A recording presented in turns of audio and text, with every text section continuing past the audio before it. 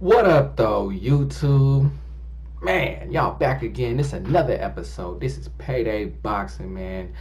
We about to talk that shit, and I'm about to take y'all to church here in a minute. But before we go ahead and do that, y'all make sure y'all like this video, subscribe to the channel, and of course, drop me a comment in that comment section. Let me know what you think about this shit we about to talk about right here today. See, I got the mic tilted a little different way. Somebody told me I have the mic needs to be pointed at me, so we're gonna try something different, see if that changes the vocals at all. But anyway, let's get into the goddamn video, man, because oh my god, it's a lot of shit that we need to talk right now.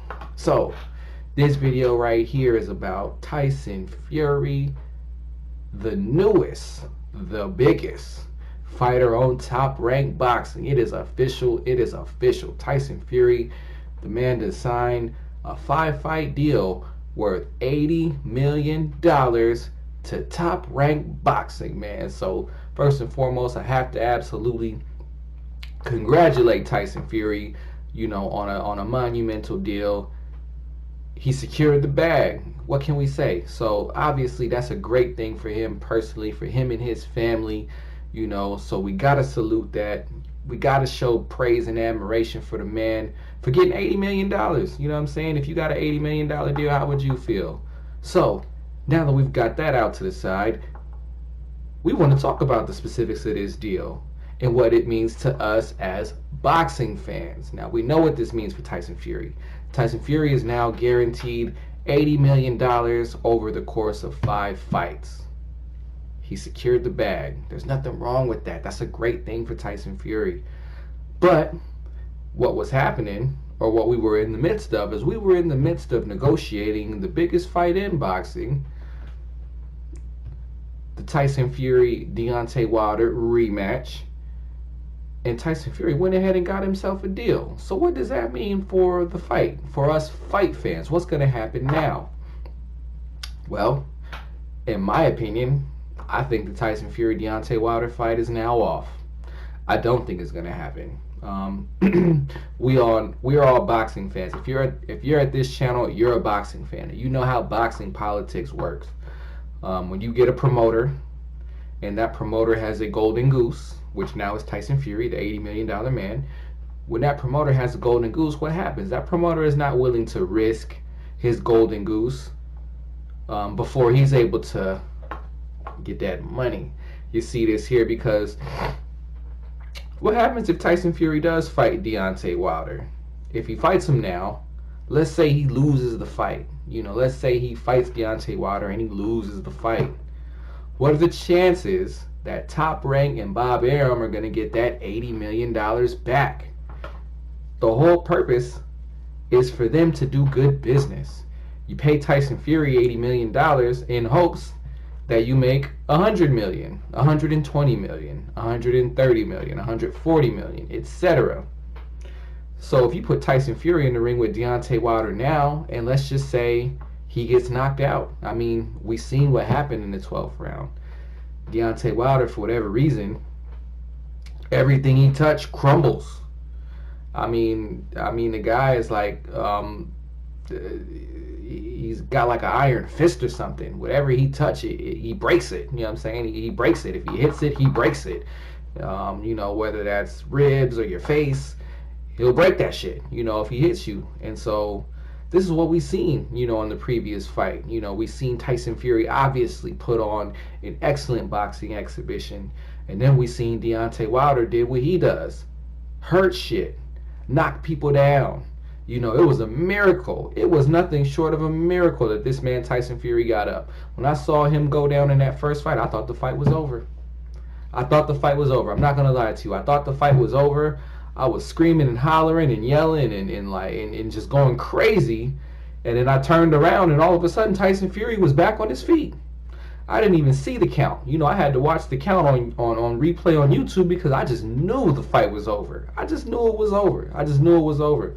But in any case, absolutely credit to Tyson Fury for getting up for that. But I digress.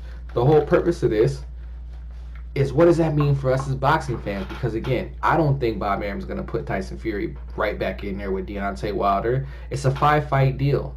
So what I think is more likely to happen is that Tyson Fury won't run into Deontay Wilder again until fight number 4, maybe even fight number 5. It makes more sense for fight number 4, because if it's another controversial ending, then guess what? Bob Arum can call for another rematch and then double up on the money. It is a co-promotional deal. Bob Arum is scheduled to promote the United States portion for Tyson Fury, which means that he will be fighting on ESPN.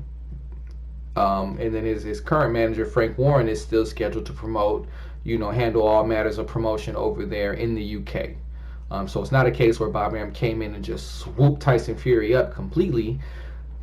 But Bob Arum did find a way to insert himself into this. And as we all know, waiting fights out, that's part of Bob Arum's blueprint. I mean, we know what happened with the Manny Pacquiao-Floyd Mayweather situation. Is this what we want to see here from Tyson Fury, Deontay Wilder? Do we want to see another Floyd Mayweather, Manny Pacquiao situation where the fight happens 5 years after it should have happened, when all the promoters and the fighters and everybody got rich off of the suspense of boxing fans waiting in anticipation of this fight? So with that said, I'm going to go ahead and put it out there. I am not supporting the fuckery. If Tyson Fury does not fight Deontay Wilder right away, guess what? I'm probably not going to give ESPN that view. I'm probably going to illegal stream that shit or something, because you know what?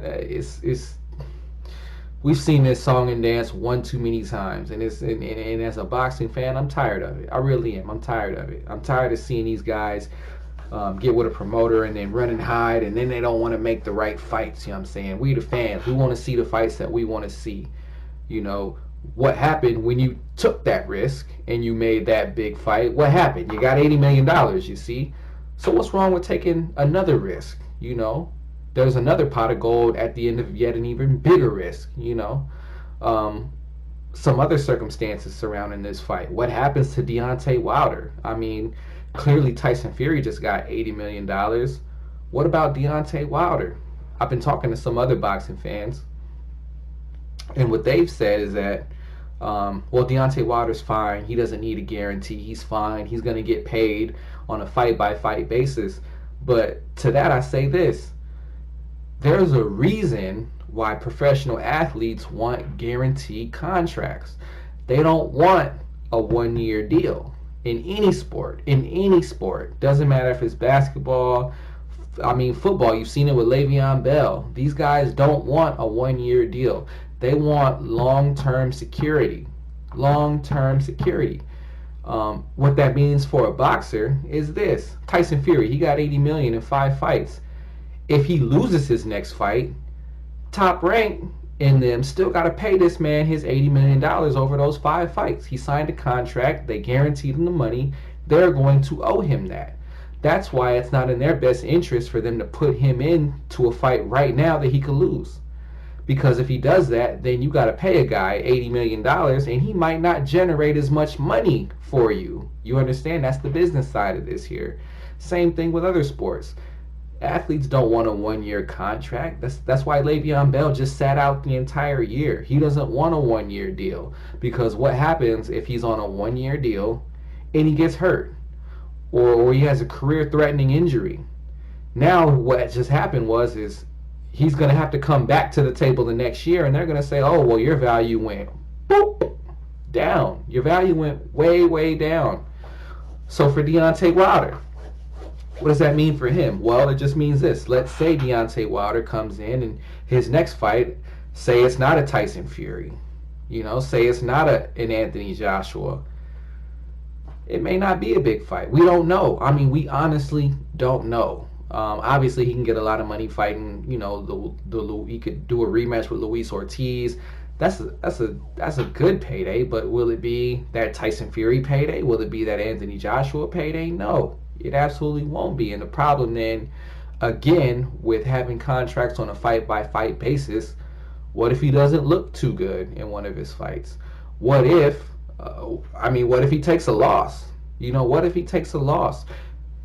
All of a sudden, his next fight, does he get as much money? Of course not, because there's no guarantees. Floyd Mayweather, Floyd Mayweather, his last little stint in boxing. What did Floyd Mayweather do? He came in and he signed a 6-fight deal with Showtime and said, I'm going to give you guys 6 fights. You're going to pay me a guaranteed 200 something million dollars for those 6 fights.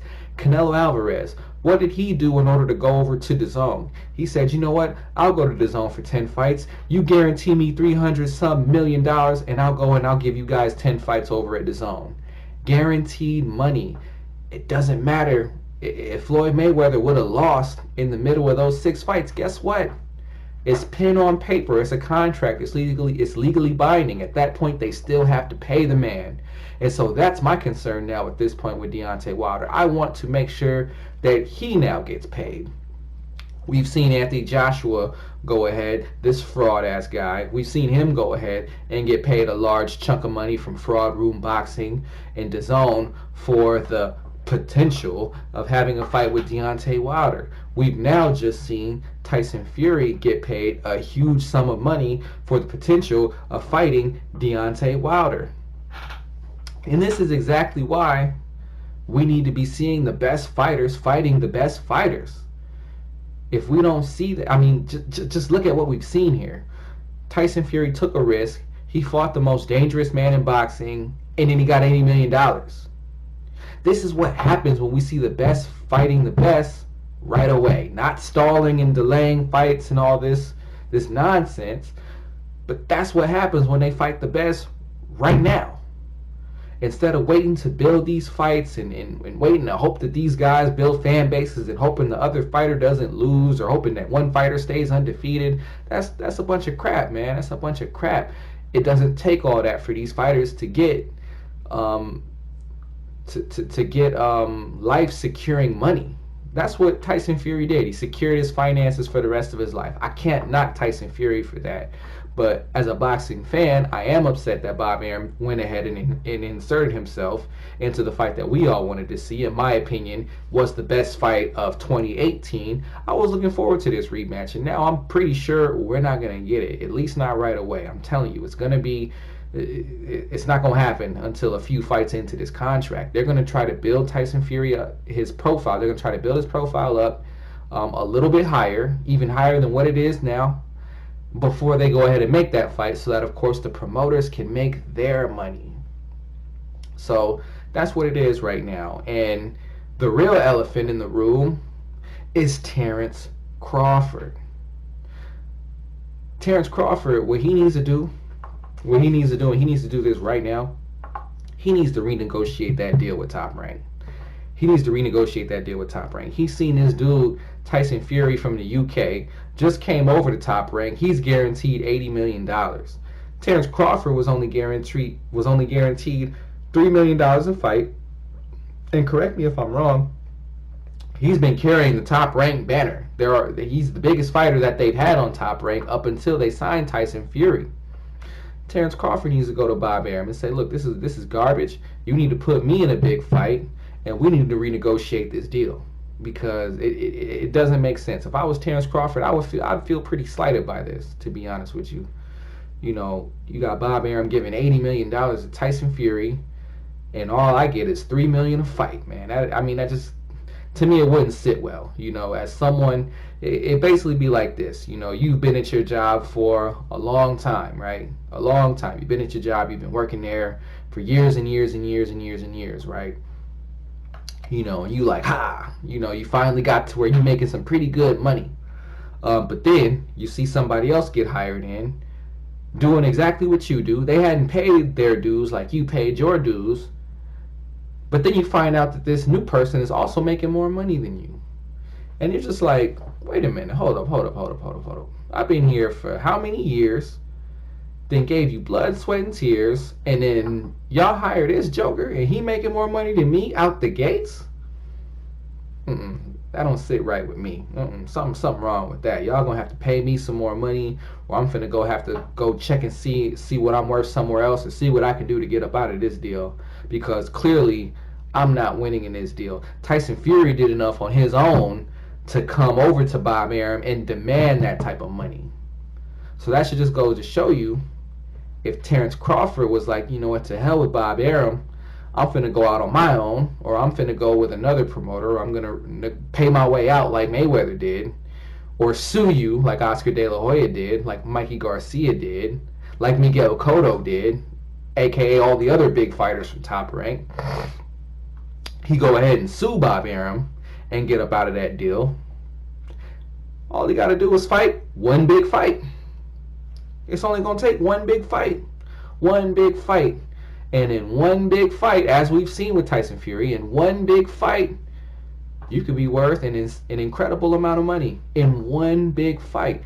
Again, this is why we need to see the best fighting the best. Period. Because you see the rewards that are at the other that are on the other end of it all. You know, it's a big pot of gold at the end of that rainbow when you see the best fighters fighting the best. So anyhow, again, I want to congratulate Tyson Fury for taking the money. I'm curious to see what happens to Deontay Wilder. Is he going to go over to Showtime and demand huge guarantees and huge lumps of sums for his fights? Or is he going to negotiate giant purses for his future fights, given that Tyson Fury has just dictated the market? So I'm definitely curious to see what happens there. I'm also, again, looking to see what's going to happen with your boy Bud Crawford, man. Bud, get your bag, man. Get your bag, man. I don't know what else to tell you. You see Bob Arum throwing around money. He clearly got money to throw around. Get your bag too. So in any case, that's my take on this whole Tyson Fury and his large purse. Let me know what you guys think about this matter. Drop me a comment in the comment section below. Like the video and make sure you subscribe to the channel. This is Payday Boxing. We've been in this thing for about a month now.